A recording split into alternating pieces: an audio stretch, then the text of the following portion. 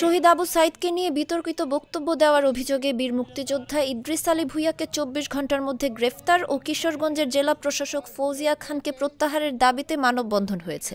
বুধবার দুপুর ১২টায় জেলা প্রশাসক কার্যালয়ের সামনে এ মানববন্ধন করে বৈষম্য বিরোধী ছাত্র আন্দোলন।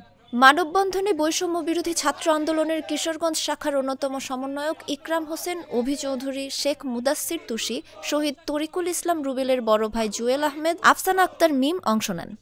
জুলাই বিপ্লবের অন্যতম মহানায়ক বীর শহীদ আবু সাইদকে নিয়ে যে কটূক্তিমূলক বক্তব্য দিয়েছেন, আবু সাইদ নাকি কোন যুদ্ধে শহীদ হয়েছে উনি জানেন না। আবু সাইদকে কেন শহীদ বলা হয় উনি সেই বিষয়ে প্রশ্ন তুলেছেন। ইদ্রিস আলী নামে যে কুলাঙ্গার, তাকে আগামী ২৪ ঘন্টার মধ্যে গ্রেফতার করতে হবে। সমন্বয়ক ইকরাম হোসেন বলেন, ১৬ ডিসেম্বর বিতর্কিত মুক্তিযোদ্ধা ইদ্রিস আলী ভূঁইয়া শহীদ আবু সাইদকে নিয়ে যেভাবে কটূক্তি করে বক্তব্য দিয়েছেন, তাকে ২৪ ঘণ্টার মধ্যে গ্রেফতার করতে হবে। এছাড়া মঞ্চে উপস্থিত জেলা প্রশাসক ফৌজিয়া খান কোনো প্রতিবাদ না করায় তাকে কিশোরগঞ্জ থেকে প্রত্যাহার করতে হবে, অন্যথায় কিশোরগঞ্জের ছাত্র সমাজকে নিয়ে আন্দোলন গড়ে তোলা হবে। যখন কিশোরগঞ্জের সম্মানিত ব্যক্তিবর্গ প্রশ্ন করেছেন, উনি মঞ্চে উপস্থিত থেকে উনি বলেছেন উনি কোনো কিছুই শোনেন নাই। আমরা ওনাকে শোনাতে চাই, আমরা ওনাকে জানাতে চাই, আপনি যদি মনে করেন কিশোরগঞ্জ আপনাদের মতো করেই চলবে, স্বৈরাচারের প্রেসক্রিপশনে চলবে, তাহলে ভুল করবেন।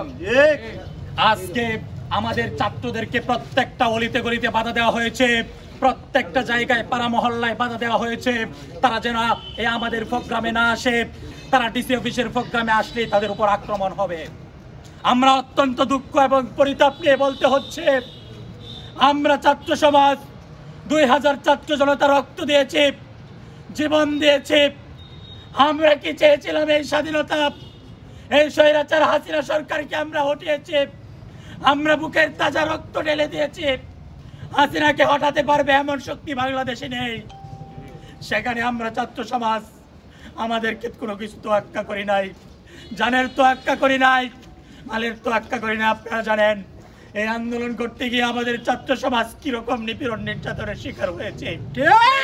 কারো বিছানায় পানি ঢেলে দিয়েছে, বাবাকে ধরে নিয়ে আসছে ২টার সময়, কারো বাবাকে চাকরিচ্যুত করা হয়েছে, কাউকে গ্রেফতার করেছে, জুলুমের চরম নিপীড়ন নির্যাতন করেছে। চিহ্নিত করে তাদেরকে বিচারের আওতায় এনে তাদেরকে উপযুক্ত শাস্তি দিয়ে এই দেশের বিচার কায়েম করব। দালালেরা হুঁশিয়ার, সাবধান, আবু সাইদ মুক্ত, শেষ হয়নি যুদ্ধ।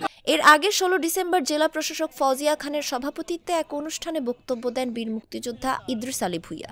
তিনি বলেন, আবু সাইদের ছবি না দিয়ে যদি মুক্তিযোদ্ধাদের ছবি দিত তাহলে আমাদের কোনো আপত্তি ছিল না।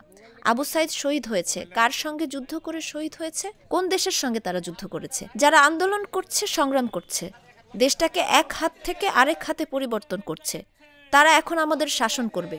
জেলা প্রশাসকের কাছে আমার জিজ্ঞাসা যে আবু সাইদের ছবি কিভাবে আসছে। আমার ভাই এই আন্দোলন সফল করতে গিয়ে খুনি হাসিনা স্বৈরাচারিণীকে হটাতে গিয়ে এই আন্দোলনে শহীদ হয়েছে। আমার ভাইয়ের রক্তের দাগ এখনো শুকায় নাই।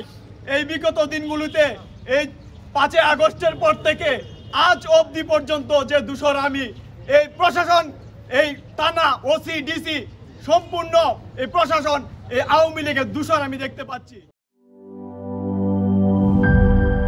মাঠের অলরাউন্ডার আমি, আর ঘরের allrounder Tilex. Tilex toilet cleaner, clean মানেই টাইলক্স।